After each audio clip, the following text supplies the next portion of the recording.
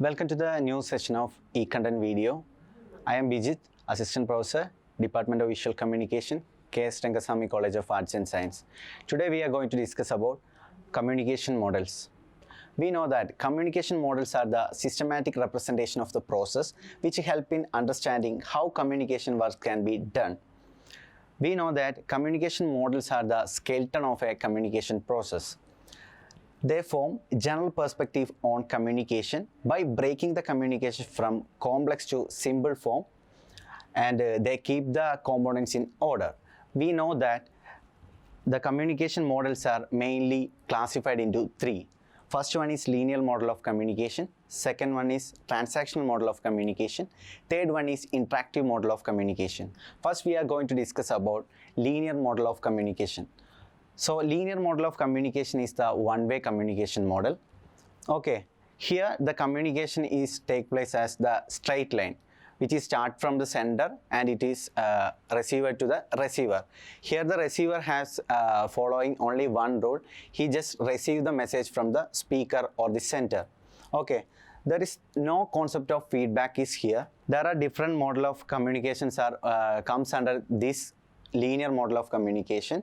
First one is Lasswell model of communication, second one is Aristotle model of communication, third one is Shannon-Weaver model of communication, and fourth one is Berlo SMCR communication model. Then now we are going to discuss about the pros and cons of linear model of communication. First one is which is good at the audience persuasion and propaganda setting. This model of communications are mainly used for propaganda setting. The next one is intentional results are given by this model of communication. Then we are next going to the cons of this linear model of communication.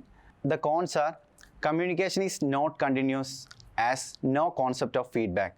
We know that in this model of communication they not mention about the feedback. So without the feedback, communication is not that much continuous. The next one, no way to know if the communication was effective. Without the feedback, we never know that communication is effective or not. Then next we are going to discuss about the transactional model of communication.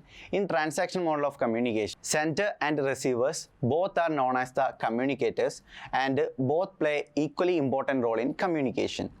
Transactional model relates the communication with social reality, cultural upbringing, and relational context. That means relationships. Then non-verbal feedback like gestures, body language is also considered as the feedback in this particular model.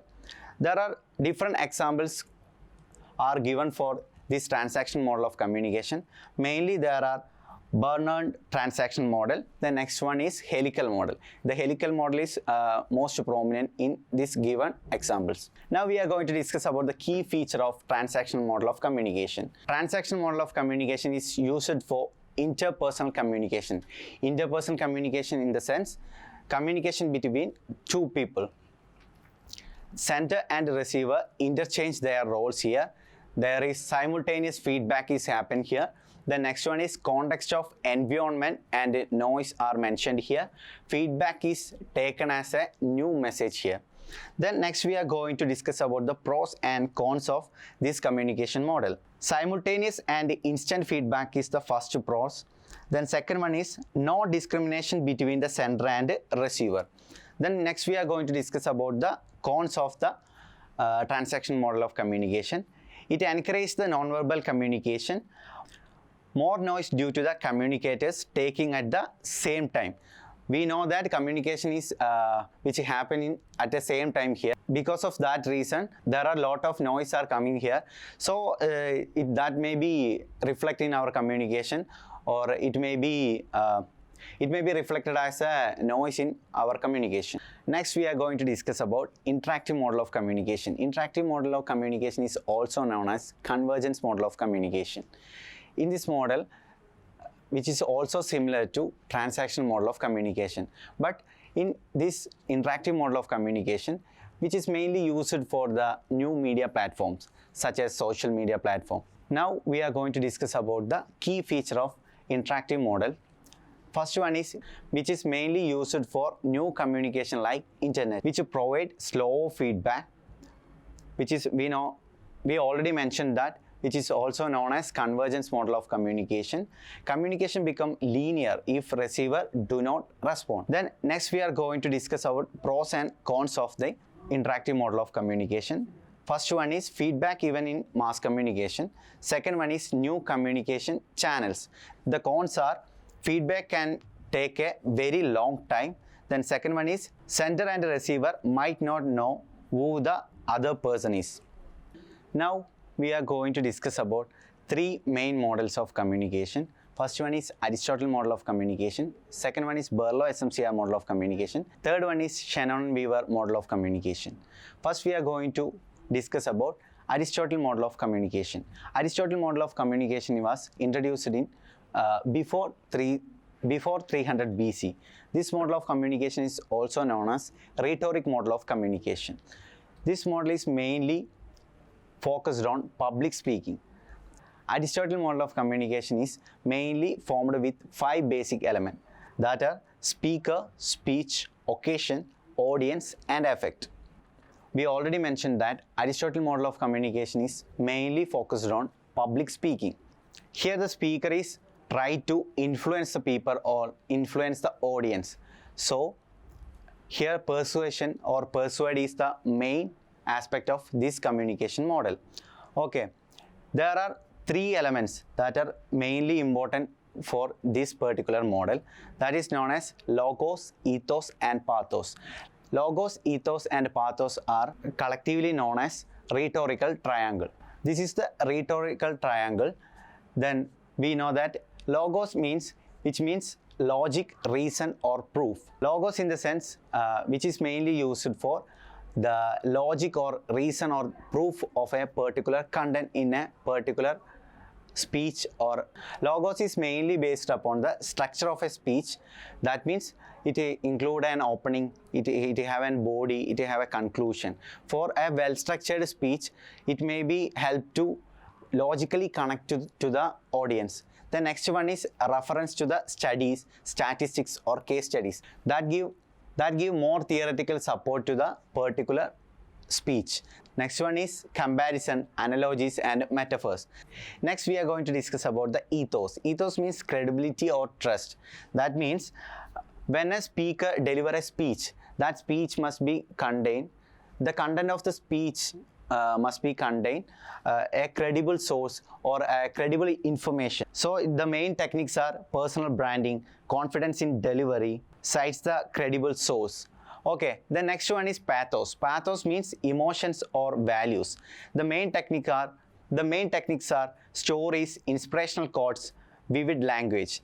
That means when we deliver a speech, it must be include different stories that will be help to reach the audience easily, or there is a emotional connection will be happen between the sender and the receiver.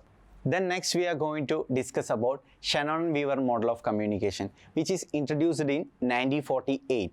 Shannon-Weaver model of communication is also known as mother of all communication model. Shannon was an American mathematician, electronic engineer, and Weaver was an American scientist.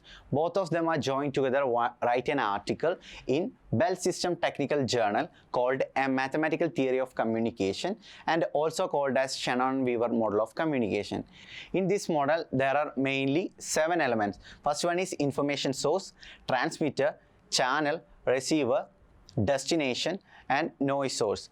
The noise source will be affected on our channel. There is a message which is started from information source to destination. Then there is a feedback will be started from the destination to the information source. Then finally we are going to discuss about the Berlo's SMCR model of communication. This model of communication was introduced in 1960. Berlo SMCR communication model is also known as ingredient model of communication. That means there are so many ingredients are here. Okay, the SMCR means S is equal to source, M means message, C means channel, then R means the receiver. Okay, here source have some ingredients such as communication skill, attitude, knowledge, social system and culture. Then message have some ingredients such as content, element, treatment, structure and code. The next one is channel. Channel have some ingredients such as hearing, seeing, touching, smelling and tasting. Then finally, receiver. Receiver have the same such as source, communication skills, attitude, knowledge, and knowledge, social system, and culture. In Berlo SMCR model, the source and receiver must be same level. Then next point is, it deals with the emotional aspect of a message. This is a specialty of Berlo SMCR model. Then now we are going to discuss some practice question. First question, which model of communication operates on SMCR model?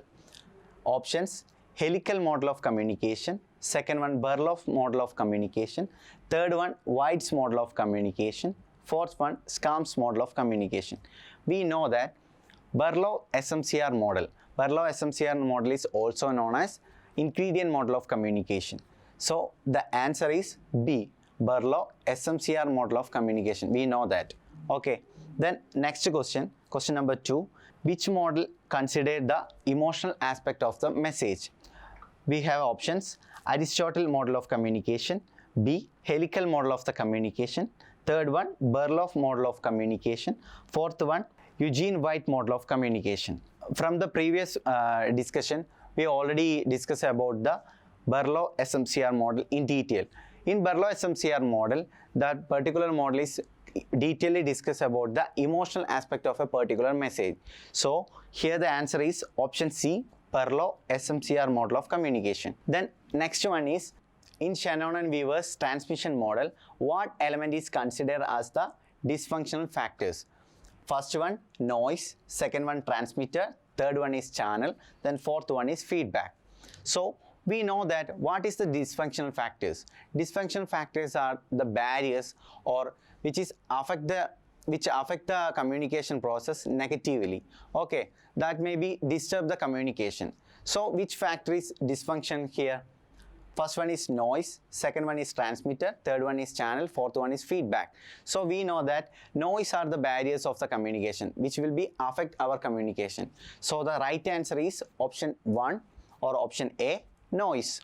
Then the final question, in which model the speaker is the one who drives the entire communication? We have the options, option A, Aristotle model of communication, option B, Shannon-Weaver communication, option 3, Skam's model of communication, option D, White model of communication. We know that in Aristotle model of communication, that communication model is mainly focused on public speaking. In the public speaking, he or she will be the main authority who decide or control the entire communication process. So we know that the question is which model of, in which model the speaker is the one who drives the entire communication. In Aristotle model of communication, we know that speaker is the main aspect of the communication. So the entire communication is driven by the speaker. So the right answer is option A, Aristotle model of the communication. So today we are learn or discuss about the topic of communication model, and we are detailedly discuss about some models. So today we are detailedly discussed about the topic of communication model.